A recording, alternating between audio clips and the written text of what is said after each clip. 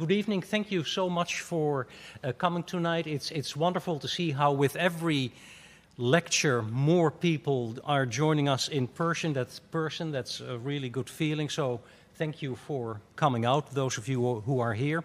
And of course also welcome to all those joining remotely.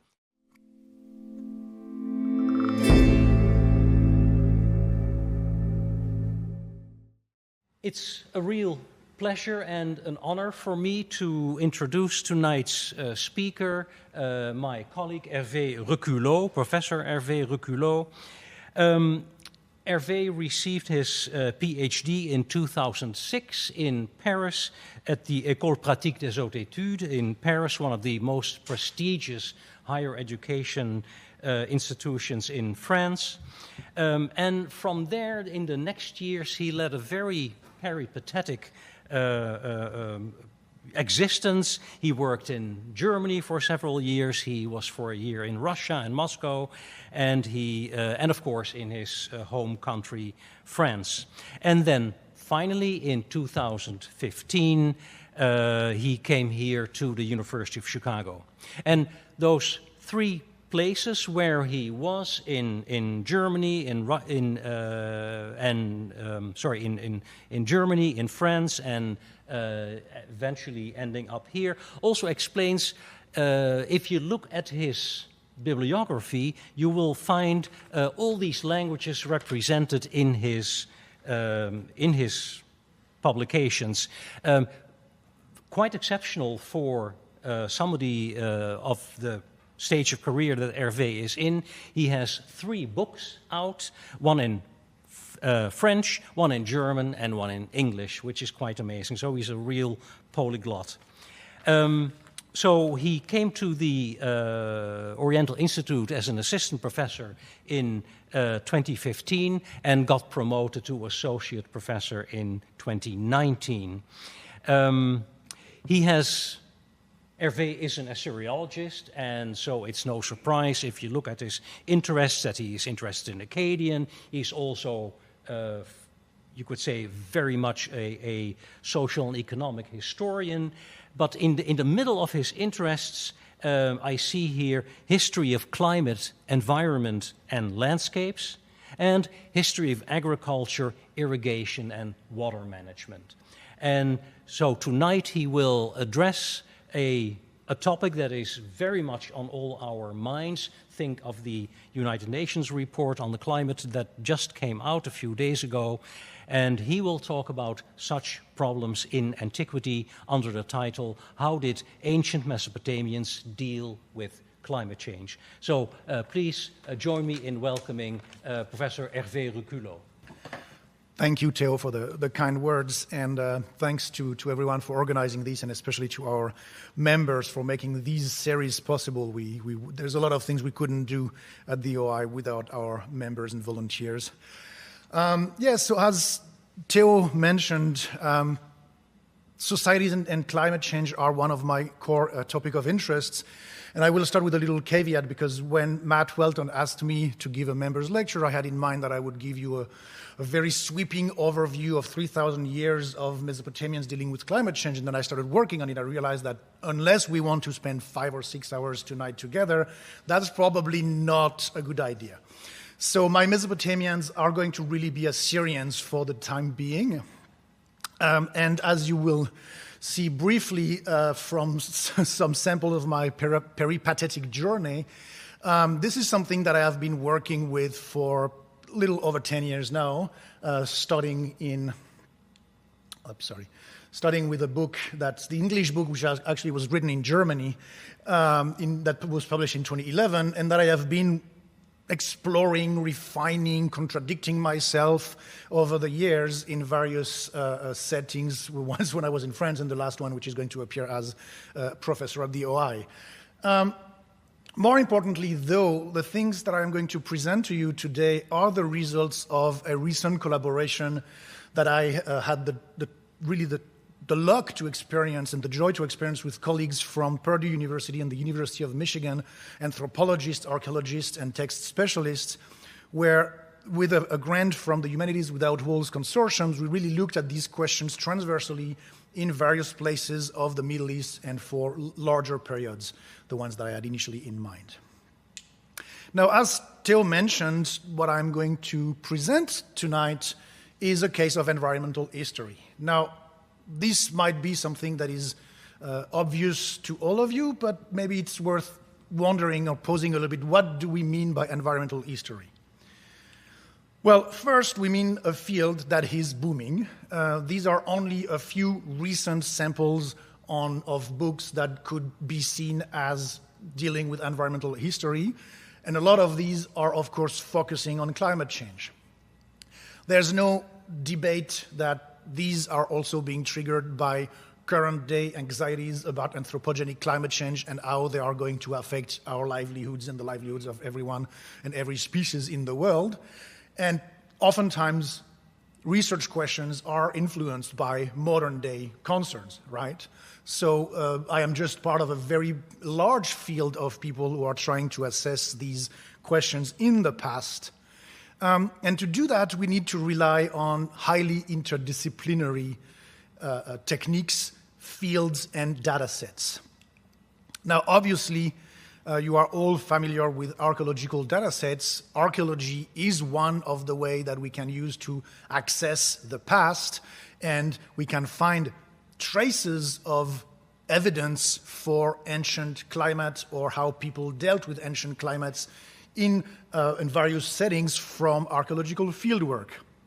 And that's, of course, the case for on-site archaeology, where digging in a specific setting in the Middle East, in Mesopotamia, that's going to be mostly tales, so urban settlements.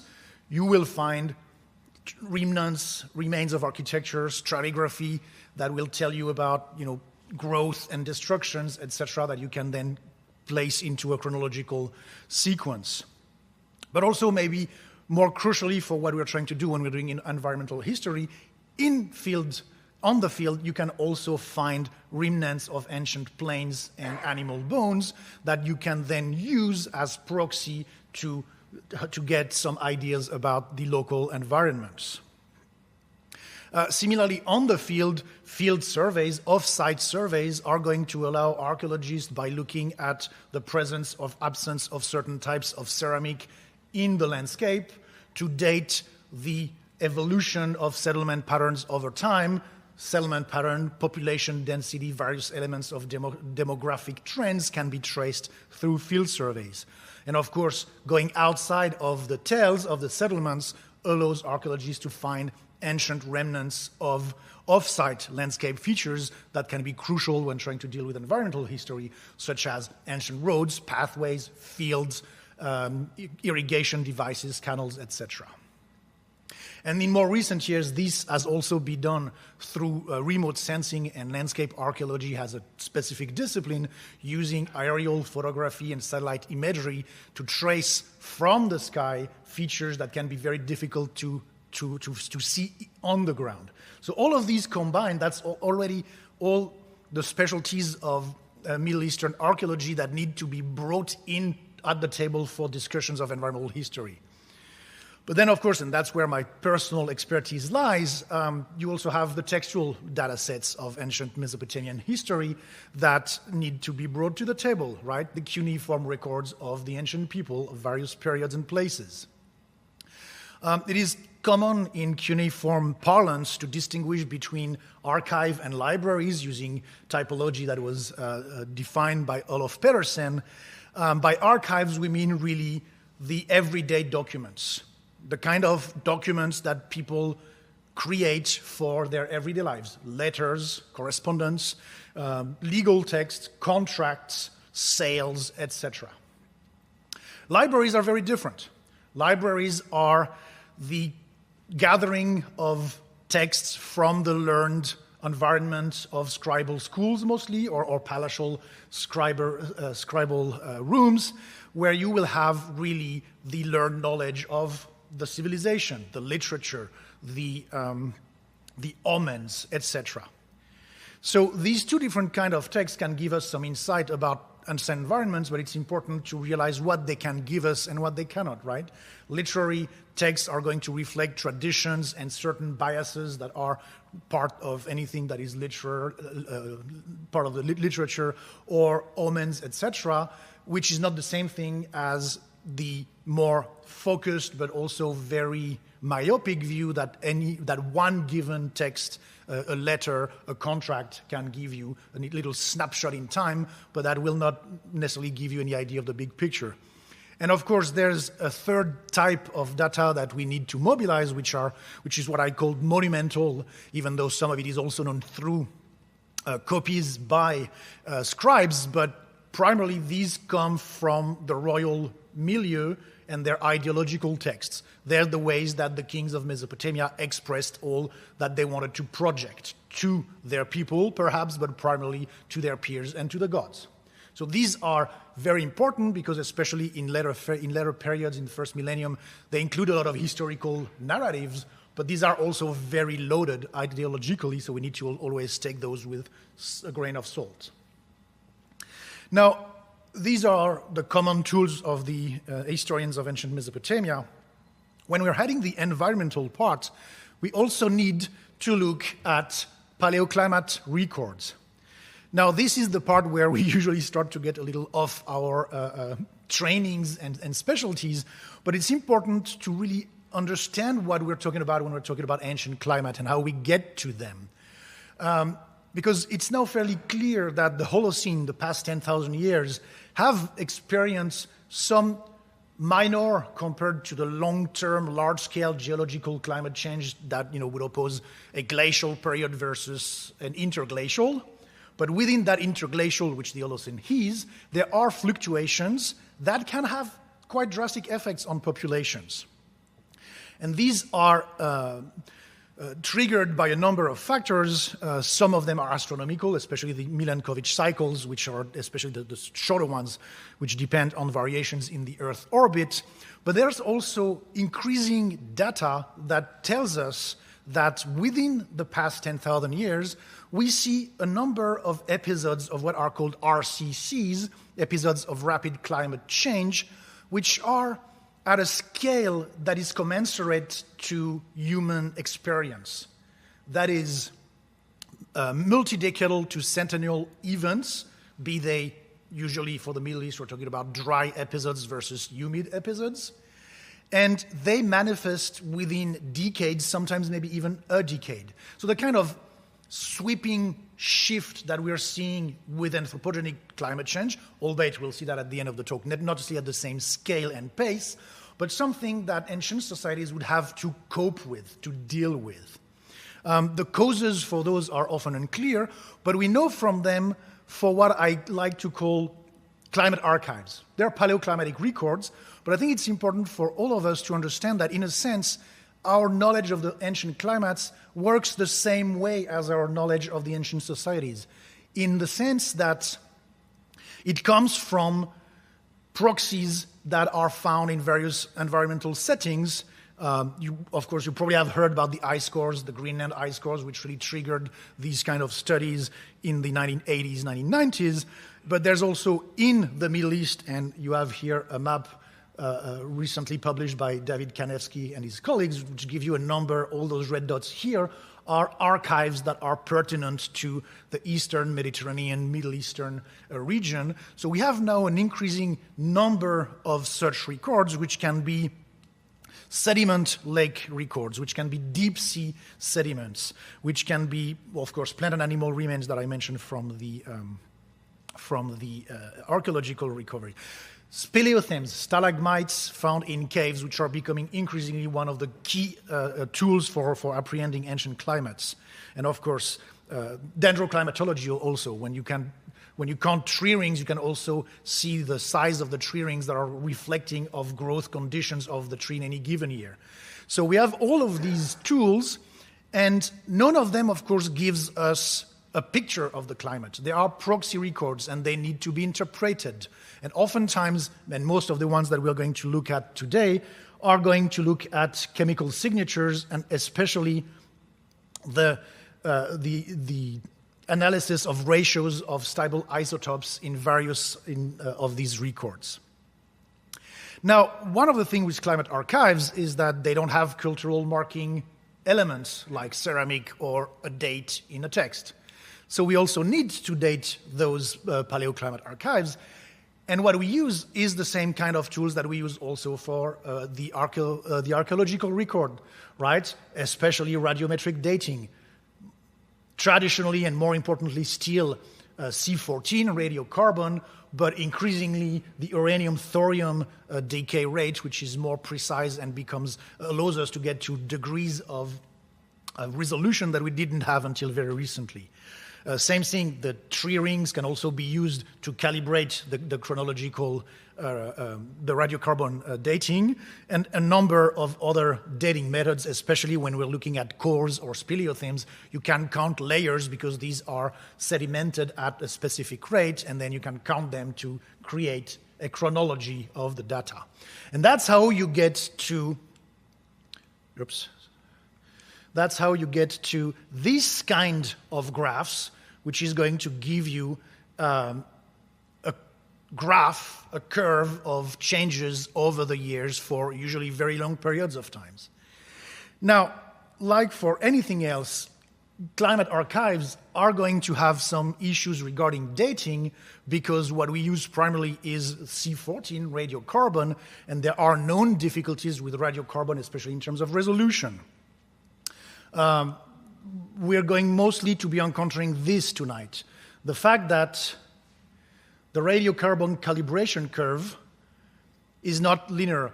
When we started using radiocarbon in the 50s, the scientists thought, well, it's a simple equation, but then they started realizing that, in fact, the same radiocarbon age that comes from the lab when you send your sample and the lab gives you a specific date, this actually can only be, one given age can encounter different points in that curve because of fluctuation in atmospheric CO2, basically. And one of the tricky things when we're doing climate change is that because these plateaus here are correlated with changes in atmospheric CO2, periods, especially for us in the Middle East, atmospheric CO2 increase is often correlated, as we well know, with more aridity.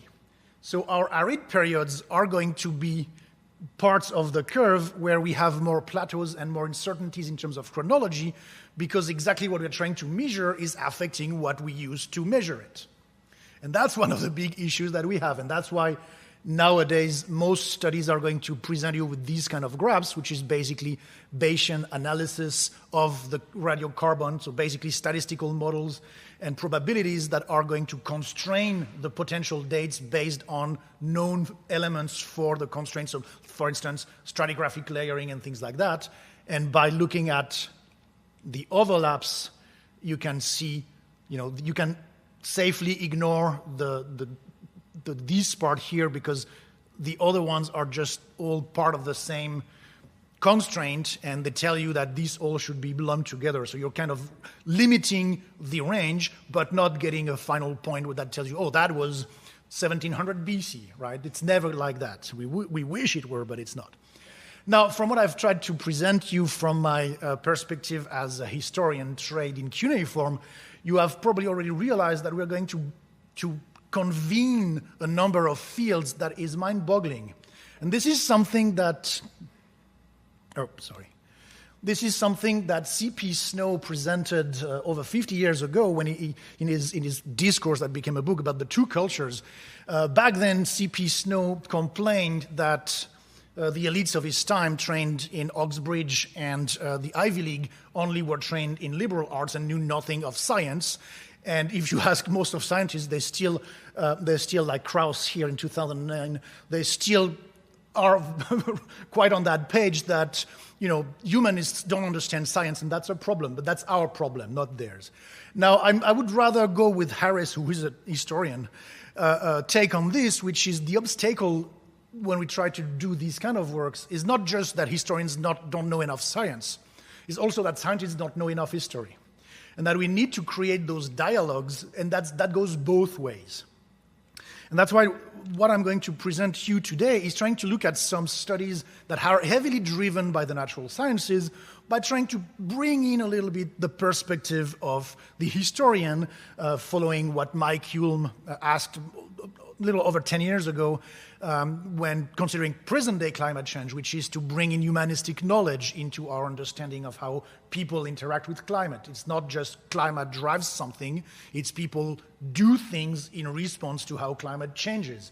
And so we need to be able to understand how people lived with climate, how they experienced climate, and how they might have perceived it in their own words, and how they might or not have reacted to it. I mean, we are well placed to know that knowing that the problem exists doesn't necessarily mean that measures are being taken that, that might prevent them from happening.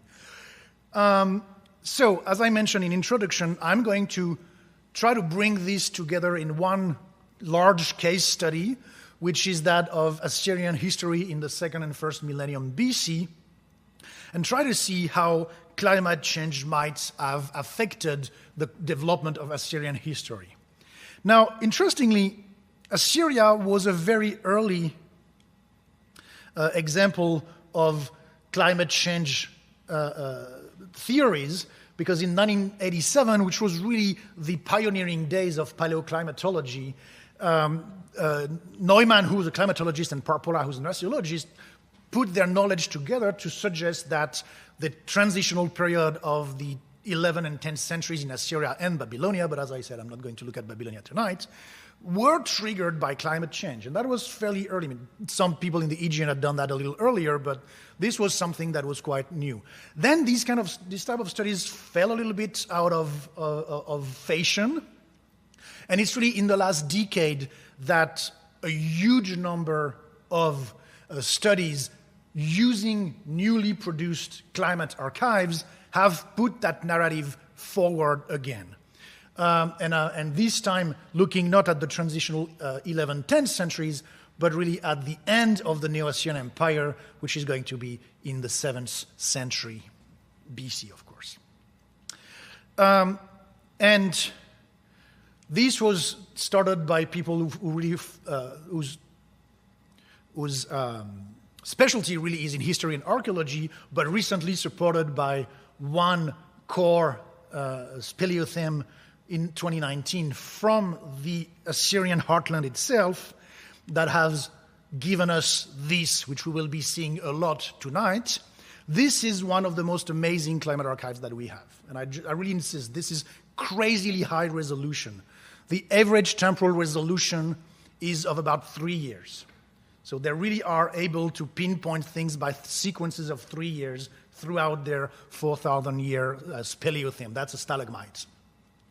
The average temporal uncertainty is of about 25 years. Now, 25 years can mean a lot in historical developments, but for that type of data, this is insanely high resolution.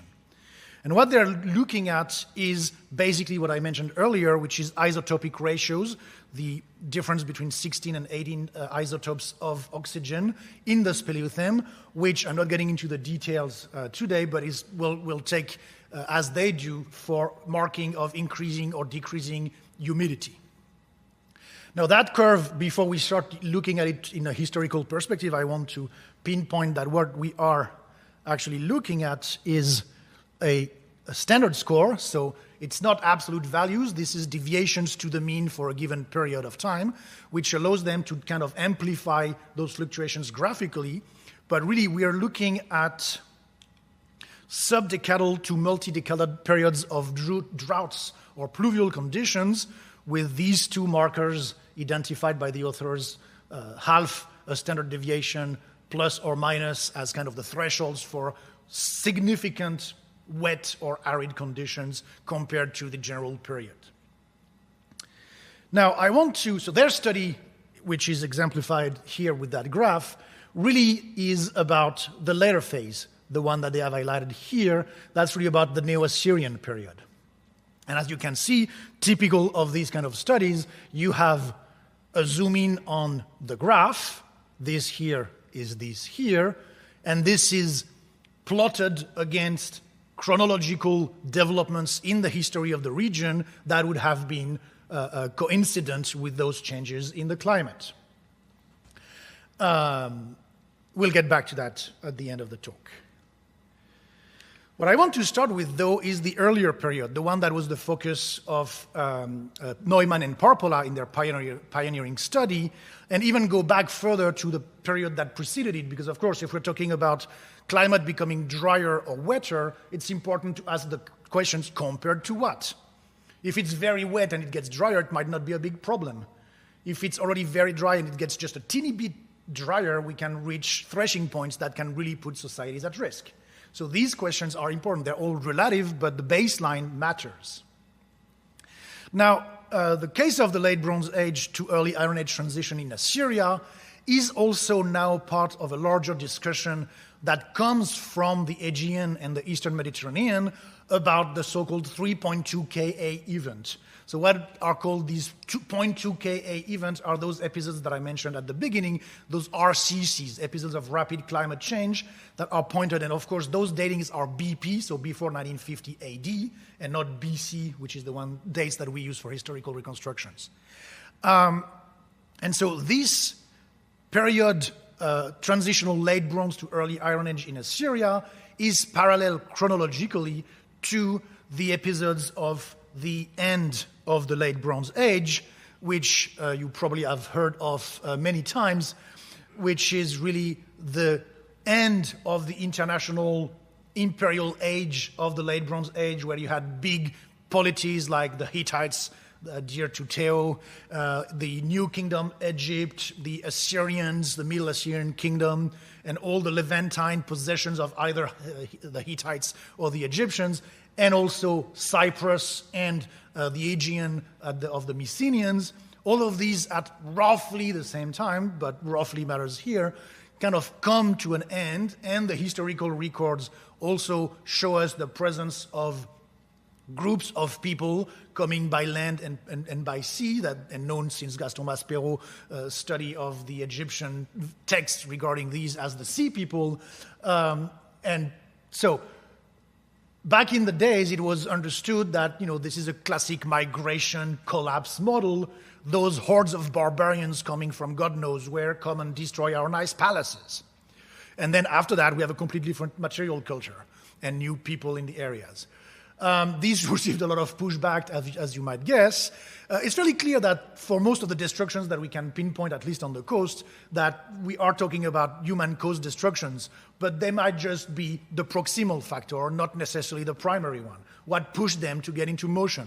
And that's where that discourse about climate change has been revived in recent years, especially by David Kaniewski, which I mentioned earlier, which is the idea that we have a domino effect.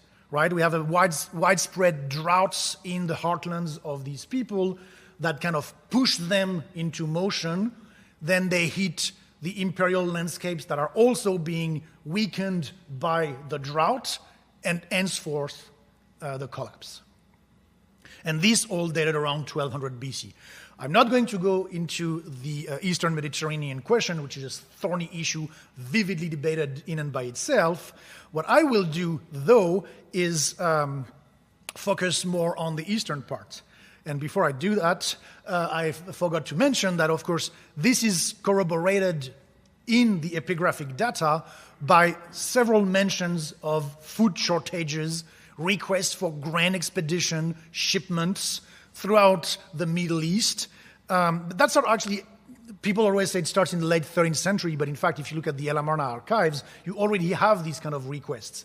The only thing is the El Amarna archives are more detailed in context than most of the later archives, so we know precisely why they need grain, because they're at war with their neighbors.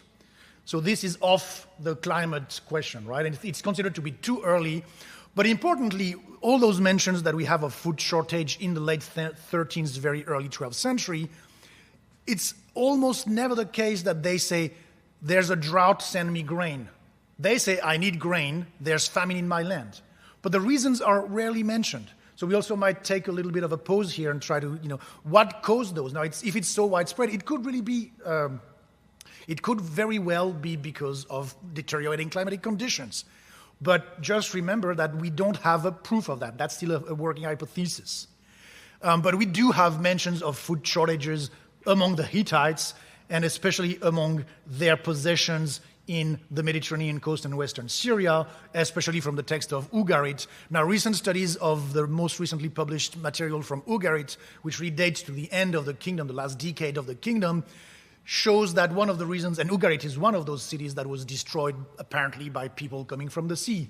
But one of the reasons why Ugarit was so hard-pressed and didn't have troops to defend itself is because the Hittite overlord had asked them to send their grain to other neighboring Hittite provinces in Syria, and all their troops were battling with the Hittites somewhere to the north, so the city was basically left defenseless, which is not a good thing when you have even just 7 sheep of enemies that show up.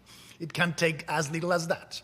But still, we do see a number of mentions throughout the Eastern Mediterranean of requests for grain, of food shortages, whether tied to climate or not. That's something that we try to evaluate now. But clearly, we're talking about troubled times, right? It's not going fairly well all over the place. Now, what is interesting is that for my own beloved Assyrians, things are not quite that bad. Assyria never collapsed. Now, Assyria entered a phase of political retraction. It expanded very widely in the 13th century. It retracted to its more core areas, although it's now fairly clear that the core never was restricted to the Ashur Triangle as had been thought, but really kind of the control over parts of the eastern Jezira, apologies, remained fairly constant. That was kind of a bias of the sources that we didn't quite get through. But this is also, of course, the time of the third intermediate period in Egypt, so another period of political fragmentation, and the two have been correlated as part of the big picture of the late Bronze Age collapse. But again, Assyria, Egypt did not collapse, but clearly what we see when we start looking at the 11th and 10th centuries is a very different world. We don't have the big Hittites and Egyptian dominions. We have a number of small principalities, Syro-Anatolian principalities, Aramean principalities, the first kingdoms of Judah and Israel, the Ammonites, the Moabites, etc. So we have a very different landscape. So how does this play out? So again, now I'm just going to focus on that part of the map here. So, as I mentioned, if we want to see how climate could have affected these political changes, one of the questions that we need to evaluate is what are we starting from, right? What is the baseline? So one of the difficulty with the 3.2 Ka rapid climate change event is that it seems to have been part of a longer trend of drying conditions. There's a number of studies that show that in various places in the Mediterranean and in the Middle East, we were already getting into a period that was fairly dry or getting drier since at least the beginning of the late Bronze Age around 1500 BC. Now, again, that doesn't mean that the RCC had no effect, because it could have a tipping point effect. But it's important to realize that these people had been dealing with drier conditions for quite a while. So, moving to Assyria, this is a partial map of Assyria in the late Bronze Age as its wildest extent.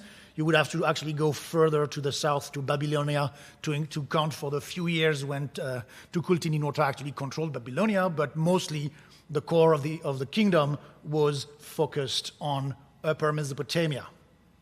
So this is the apex of Assyria under Tukulti-Ninurta, 1207 BC. I apologize, this is a little too low resolution, as I would say, like my climate records. But this is really kind of the golden age. And then after that, this is the beginning of the Troubles.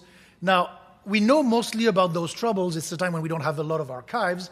What we know, though, is that Assyria entered a period of internecine dynastic wars, and there's a shift. It's still within the family, but it's a different branch of the family, and basically the cousins ousted one another.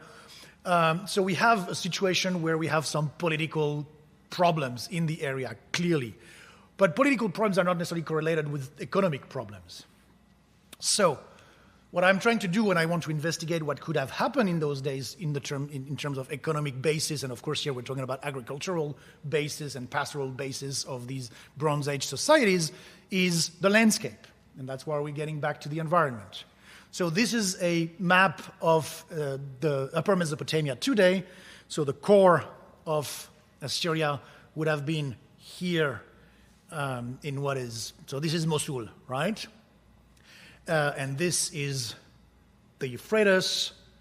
This is the Khabur, triangle lower Khabur. And so what is important looking at that map of present-day conditions is those two red lines. North and east of that red line going towards the foothills of the Taurus and Zagros mountains, we are in the secure dry farming region. Year over year, there's always enough rain. You can count on the rainfall to grow your crops in present-day conditions, again. South of this zone here is the zone of marginal cultivation. That's an area where, because of strong interannual rainfall variability in the region, some years there will be enough rainfall and your crops will grow, some years they won't. Now, of course, you never know before the year starts how much rain you'll get. So this is kind of a bet zone in present-day conditions, right? And then further to the south, oops, wrong button, you have the sub-arid and arid region. This basically, you can have some sheep going around, but you cannot grow crops under rainfall conditions in all that yellow part, and agriculture is really restricted to the riverine oases, the valleys of the Euphrates and its tributaries. So why is it important? Because the heartland of Assyria is a marginal zone.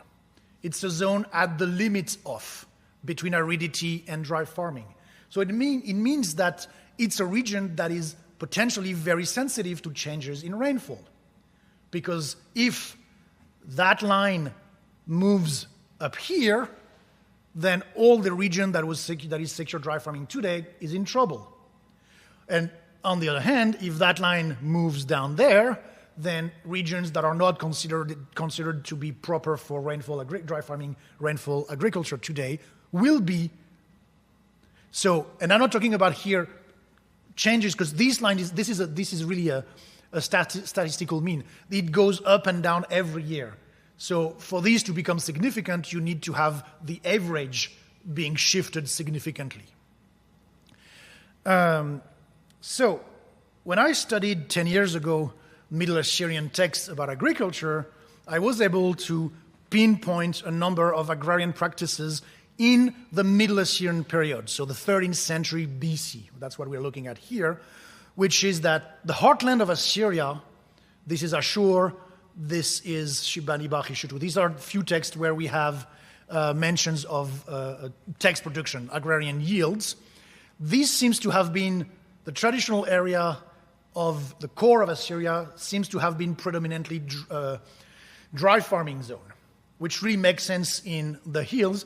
In present day, these places are not very conducive to dry farming. So these are part of the risky zone, the zone of marginal cultivation, including the historical capital of Ashur. Ashur lies in a marginal environment, and that's important to remember.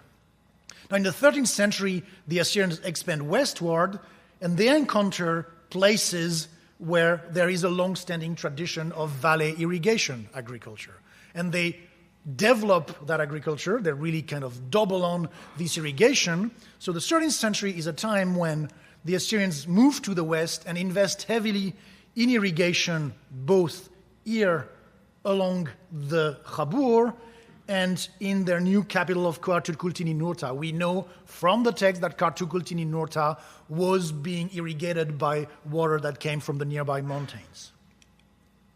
So we have clear indication that that part of the lower Khabur was traditionally, and in the 13th century, an area where people would use irrigation, and presumably only irrigation, that was not suited for dry farming. It was too dry. And we know this from archaeological remains, according to Hartmut Kühne, who studied them.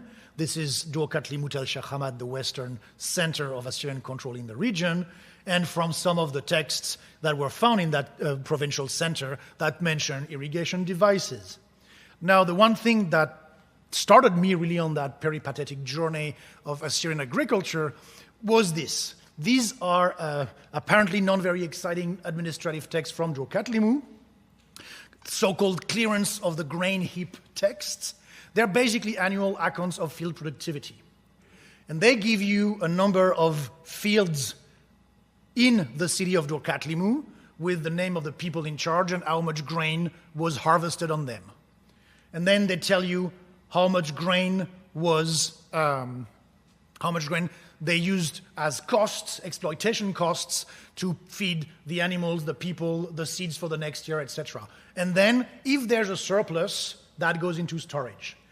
And then they do the same for the satellite town of Duara, which depended administratively on Dur-Katlimmu. And then they give you, usually at the end, you have a date. So these were part of the royal administrative control over the provincial administration, basically.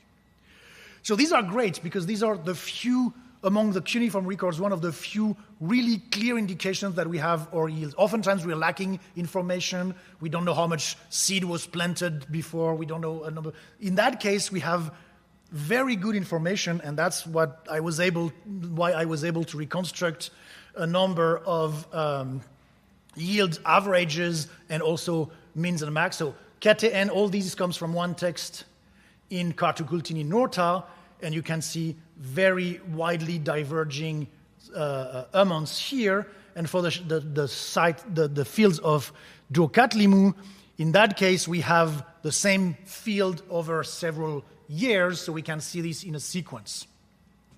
I attract your attention to two things. Well, first, as I mentioned, we don't see strong differences between the dry farming and the irrigation context, which has always been a surprise, but we don't really see it.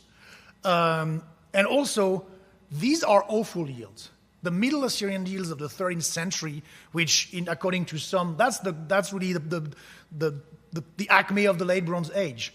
The yields are awful. They really are, if you compare with historically attested yields in Europe on pure dry farming context and in Macedonia or southern French, which are not the most productive areas, they pale in comparison. And also, I attract your attention to this. I'll get back to this shortly. In the case of Kartukultini Norta, 40% of the fields recorded in that given year, that's a snapshot, 40% of those fields had zero grain. And in the case of Dur-Katlimmu, over the years, we usually have a variation to 10 to 20% of those years where they sow fields and nothing comes out of it. So that's important. That can really put you in trouble, right? This is another graph that was produced by Lynn Welton from Toronto, with whom I work for the Crane project on these questions as well. I'm ashamed to say that those blue dots here at the lowest range are all my fields, and that they are paling even in comparison with basic rain-fed context. And that's all, that here is all irrigated. That's Dur-Katlimmu. And they're really comparing to extremely marginal rain-fed agriculture in present-day conditions. So that's not good. And we've been scratching our heads, why is it so bad? I have a few theories, but I'm not sure that any of them can really be as certain at that stage. But just bear with me for that. And as I mentioned, we have a number of indications of crop failure. Now, the good thing with text is sometimes they give you a little bit of context. And that starts in the early 13th century, at the very beginning of the sequence that I have in my text, down to the 30s of the 13th century. And some of the texts just tell you it was not harvested. Well, thank you. Why? Well, one case in the early days, that's interesting. It is destroyed, but using a verb, chratsum, that has a very specific meaning. It means it's destroyed by the storm god. So it's either late, intense spring rains that destroy the crops, or a flash flood, because this was also located in wadi environments that come at the stage when the crops are on their stalks, they're about to be harvested, and bing, you lose it. So this is clearly not about a drought. This is about too much water at the wrong time. Interesting also, these 2 years, we have 2 years in a row where there's zero production at Dur-Katlimmu and Duara. Why? It's still so very clear in the text, because the enemy is occupying the fields. You cannot go there. The first year, the planting has been done, but they can't harvest. The second year, they can't even do the sowing. So you have years like that where crop failure can have very mundane causes. And oftentimes, in my experience, a lot of these crop failures are actually caused by warfare. That's a basic tactical warfare, right? You attack right when the fields of the enemy are ripe, but before they've harvested them, you starve the enemy. It's part of the game. Interesting also a lot, and that's known more for the region of Mari in the 18th century BC, but Upper Mesopotamia, the heartland of Assyria, was plagued with locust invasions. And we have mentions also in the Middle Assyrian period of locust invasions. And interestingly, in that case, this is not about cereals. This is about they ate all the chickpea plants, but so far they haven't eaten the flax. So that's interesting because it's a different kind of crops. But we know from Mari that locust invasions could devastate a year cereal harvest. Now, locust invasions swarm under specific climatic conditions. So there's avenues of research, I think, here to try to correlate what could have triggered them. But we don't have that many information for that period. So that's something that I'm trying to work on for the earlier periods. Now, if I go back to my climatic record, when here in yellow I have plotted the 13th century. So we can tell from the climatic record that this was kind of a more wet period compared to other. It's towards the wetter parts of the graph compared to the mean, but it's also a very chaotic. There's a lot of variability here. And so we can't really correlate those poor productions with a strong deterioration in the climate. They seem to have done badly even if the climate wasn't as bad as it will become. But one of the questions that I've always tried to answer is why did they invest in irrigation and agriculture? Did they perceive that the climate was getting worse and therefore they tried to respond to that and it didn't work? Now, the data that we have is for Do-Katlimu, which is at the end of the canal system, and it's well known that end of the canal system is where you probably have depleted waters because everybody upstream has already taken the water, so maybe they didn't parameter the canal system correctly. But on the other hand, it's the local capital. So if your underlings upstream are taking your water and you're the administrator of the local capital, I don't know how you respond to that, right? It could also be simply that they moved out of their heartland, which was more of dry farming, and they encountered regions where people for hundreds of years have been using large-scale agriculture, and they just developed what was there. So, moving forward, the end of the Late Bronze Age in Assyria. Can we see a correlation with climate change for the beginning of the crisis years? Now, the problem, of course, is that this is a time when we have very limited data set. We don't have a lot of cuneiform archives that are well preserved for that period. One that is the temple offering to the god Ashur in the city-state, in the capital of the city, Ashur. So basically, the practice was, it's not about big amounts, but it's about regular amounts. Every year, every province was to send a short supply of cereals, sesame, honey, and fruit to the state god Ashur as a way to feed the god and as a way more politically to show the king of Ashur that you are a loyal province. And if you start sending, either you have trouble that you can explain or you're probably going to meet the Assyrian army sooner or later. And so one of our students, Paul Gauthier, some years ago here in Chicago, did a very thorough study of this archive, and this is kind of the only one in Assyria that we have that goes through the period. And he was able to identify a series of crises, and interestingly, the only one that he could potentially suggest might have been tied to climatic causes was the one around the mid-12th century. All the other ones can be explained very nicely by mundane causes. They're not kingdom-wide. They can be tied to an area where there's warfare, or the civil war that I mentioned earlier. And the one that I prefer, of course, is the 1092 one. The god Ashur didn't get his goods that year because the king of Ashur took everything to finance his Babylonian war. So that's nothing to do with climate. This is good old political management. So again, difficult to pinpoint for that period any strict correlation with climatic fluctuations. And even the period where Paul suggested there might be some climatic causes, on that high-resolution graph, it's not very clear. Again, there's a 25 years uncertainty, so maybe it's actually rather that thing here, and that would work. But just to say, we're not seeing massive 50-year drought that would really impact such an imperial or proto-imperial construction as the Middle Assyrian state. Now, you're going to tell me, at least the Dark Ages, that has to have something to do with climate, right? And if you look at the graph, well, yeah, we still see a lot of fluctuations, but clearly that new record also shows one of these deteriorating moments, sometimes around 1200. It's actually more around 1100, but in that case.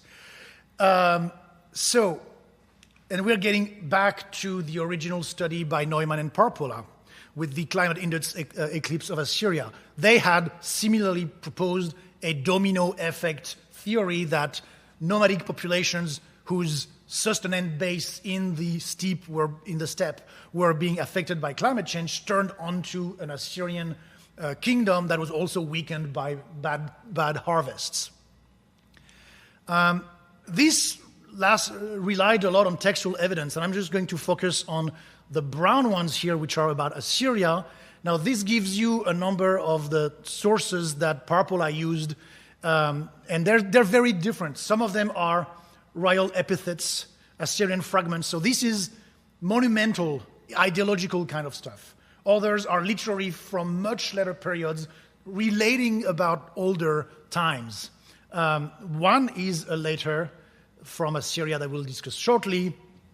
One that I have crossed out because I do not do that as a historian is try to extrapolate a historical kernel from a purely literary text. I don't think that's a sound thing to do. But as you can see, there are some mentions, again, of bad times. Now, let's focus on those things here. Mentions of famine and crop failure around 1080 BC. Now, we do have that Assyrian fragment, letter fragment that I mentioned, that talks about basically troubles in the Assyrian heartland in the time of Tiglath-Pileser I, where the local Assyrians have to flee to the mountains because the Arameans are plundering the land. Now, they do mention, and they mention, of course, cannibalism, and they do mention that the harvest of Assyria was ruined. Again, they're not telling you the harvest of Assyria was ruined because of climate change. They're actually pretty clear that it's about Arameans wreaking havoc in the countryside. And Tiglath-Pileser had to flee to the west, couldn't even defend the heartland, and he had to flee and then stage a comeback. And what is interesting is this has been correlated with a much later text from the late 10th century, where Ashurdan said that he brought back the enfeebled people of Assyria who had fled because of mank and hunger, etc. That's when he reincorporated lands that had been conquered by the Arameans. And some scholars have said, well, that's a proof that for over 100 years, the conditions were so bad that the landscape around Ashur could not really be settled. They had to... Now, remember, this is the king after a conquest talking, and that's important. Because we know that from one case where we can compare the archaeological material with the Assyrian propaganda. And same thing, a century later, Ashurnazirpal mentions that he brought back in the city of Tushhan people who had fled to the mountainous lands nearby. Now, we have the city of Tushhan in the archaeological record. That's the Yared Tepe. And it is true that this city was a large settlement in the Middle Assyrian period. There's a destruction layer around 1070 BCE in the time of Tiglath-Pileser. But then after that, it's not that bad for the local people. It's a different local cultures who are deliberately turning their back to Assyria. All the connections are with further to the north and to the south in the upper Tigris area and towards Lake Van, etc. So it's not that clear that when Ashurnazirpal comes with his armies, they consider themselves to have been brought back into Assyria after 200 years of disarray, right? That's the view of the king who wants them to be counted as Assyrians again. But that doesn't tell us anything about the local lives of the population. Similarly, famine and cannibalism, this is a trope of Assyrian royal inscriptions. Now, interestingly, famine and cannibalism are often used by the Assyrian kings as a way to disparage their enemies. The Arabian rebels, the Babylonians who are besieged, eat their own people. Why? Because of the might of the Assyrian army. they can't get out of their cities, they are forced to eat their own kind. So this is part of a trope. So when you mention within Assyria that people are forced to eat each other's flesh, what are we talking about here? Is this climate, or is this because of warfare? Interestingly, that's from the time of Ashurbanipal. Until the last decade, no one would have said this has anything to do with climate. This is about the war between the two brothers, one on the throne of Assyria, the other on the throne of Babylonia. But things are changing, as I mentioned earlier. So the final part of my talk will be about that new theory regarding the Neo-Assyrian Empire rise and fall correlated with what has been termed the Assyrian mega-pluvial and the Assyrian mega-drought. So this is the core of the 2019 article that I mentioned earlier here. And as seen before, this is a time when they correlate political expansion and some retraction, some events like Nimrud canals with the wet period, and then the end of the empire with the dry period, but also other things like massive deportation of conquered populations and the building of the Nineveh canals, civil wars, etc. So there are two things with that. First, if you look at the long perspective, clearly that episode is of a magnitude that we don't see in earlier periods. So that's significant. We need to pay attention to that. Something is happening here. Now, the difficulty, of course, is to do those correlations. How can we correlate these changes in the climate with historical changes? Now, what I would look at, because I'm focusing on agriculture, is things that I know are directly correlated with climate, which is agrarian development. And strangely, in that article, they completely ignored what is, for me, the clearest proof of the role of climate in the expansion of the Assyrian Empire in the early Iron Age, which is the colonization of the Western Jezera under Hadad-Nerari III towards the beginning of the 8th century. So we know this from the stela of Nergal-Eresh. Nergal-Eresh was a very powerful governor in the West, and he developed the land under nominal control of the Assyrian kings, and at some point he fell out of grace, and that's why the part that I'm actually reading here was actually erased later on, but we can still read the signs. Oops, sorry. But it was erased later on because after he fell out of grace, they just wanted to get rid of his name. But what is important is, among all the cities that he helped recover from an earlier phase of disarray are the city of Dur-Duklimu, this is the Neo-Assyrian name of Dur-Katlimu, on the lower Khabur that we mentioned earlier, and its 33 villages. Hartmut Kühne very convincingly showed that these 33 villages can be correlated to the heartland of Dur-Katlimu here along the Wadi Ajij. Now that is a very dry wadi today. It's not the place where you have perennial water. And these sites are one-period settlements. They're early Neo-Assyrian, and that's it.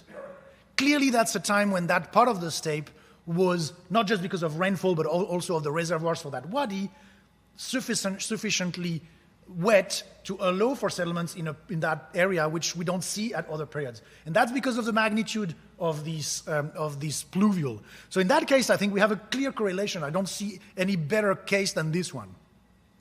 It's more complicated if we try to correlate the irrigation investments of the Assyrians in the east. Of course, I couldn't help but show you some pictures of the monumental complex at Khinis in present-day Iraqi Kurdistan. Very famous Sennacherib's monumental work, the Bavian inscription, which has sadly been destroyed by warfare in recent years.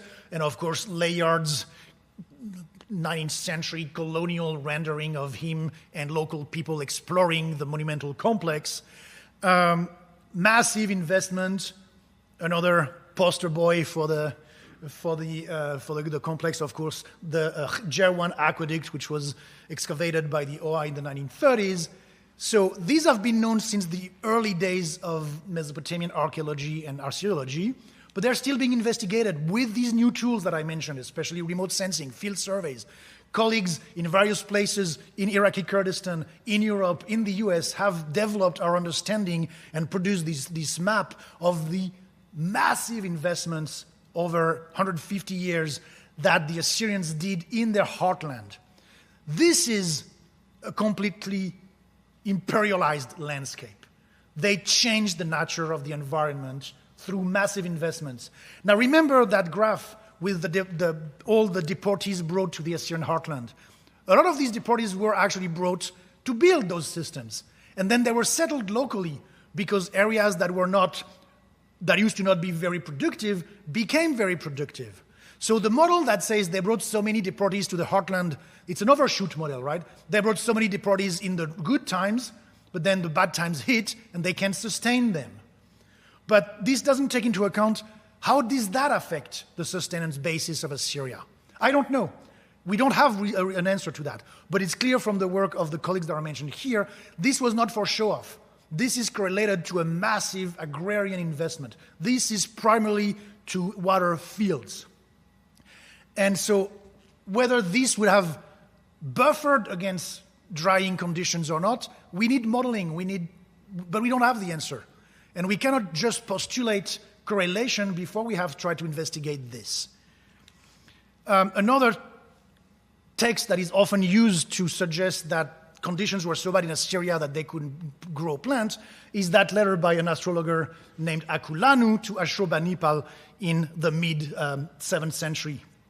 Now, it is clear that Akulanu says that the rains were so scanty that no harvest was reaped. Now, that's bad, right? There's no harvest because of not enough rain. So first, it tells us that this is about a place that relies on rain for cultivation. But what is also interesting is that our astrologer, his job is not to report on agrarian production. His job is to interpret signs. And this for him is a sign. And he said, that's a good sign. It's good for the king. Now, the people, Schneider and Adler, who studied this first, said, well, it's his job to turn bad news into good news. That's not exactly how astrology did work, to be honest. They do bring bad news. And what he does is that he also uses an earlier omen that he had in his collection from Babylonia, where one of his predecessors in Babylonia had said to his local king, well, not rain, good news.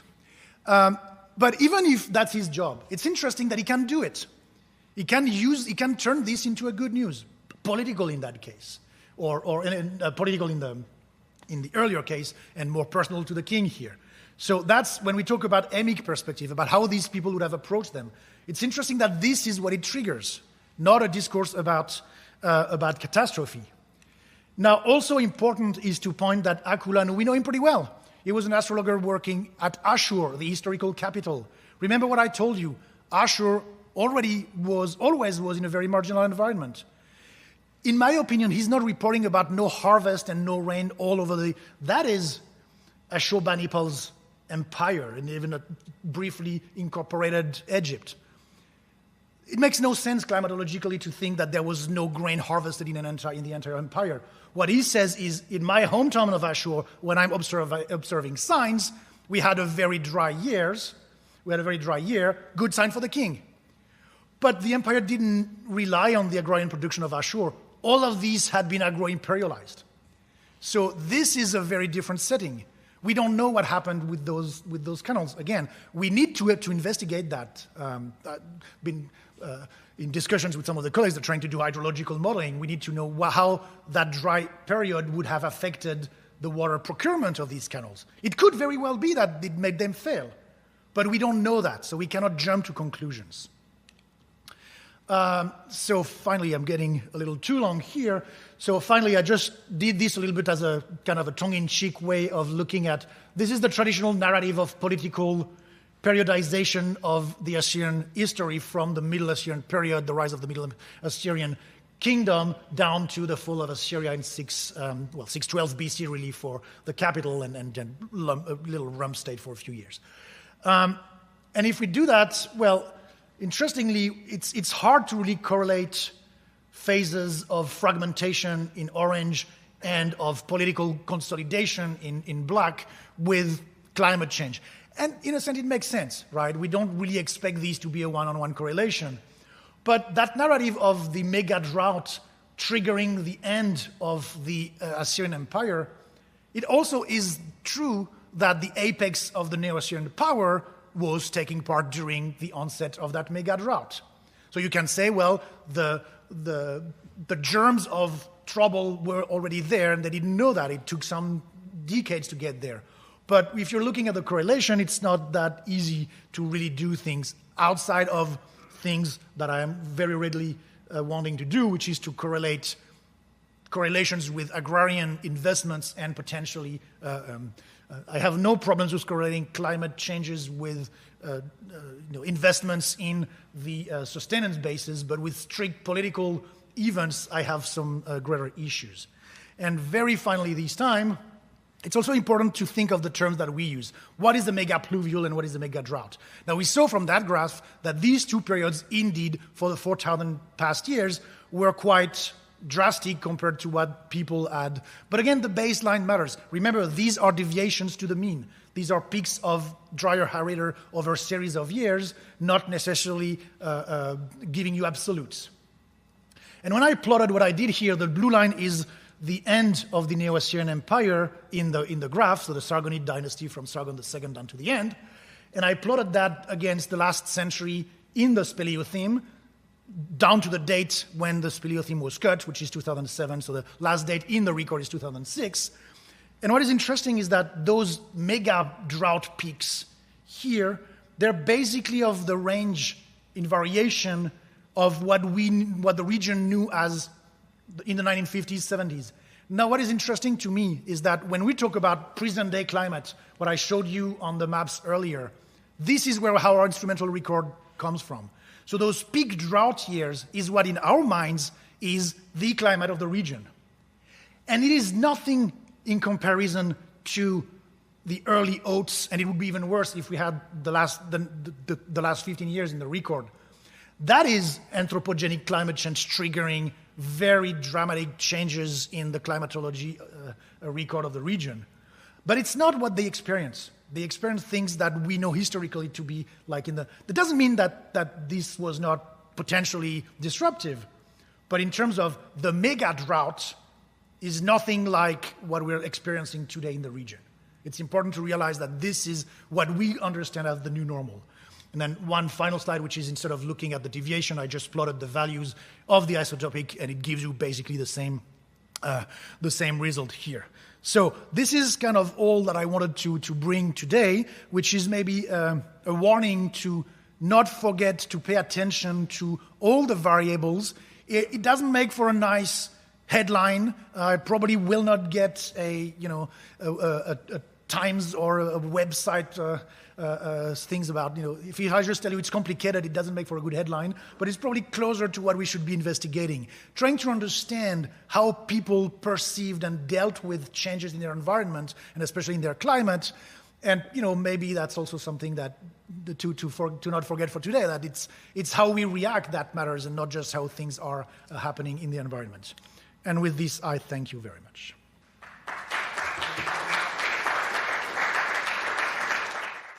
For over 100 years, the OI has been a leading research center for the study of ancient Middle Eastern civilizations. Join us in uncovering the past and learn about the beginnings of our lives as humans together. Become a member by visiting oi.uchicago.edu/member.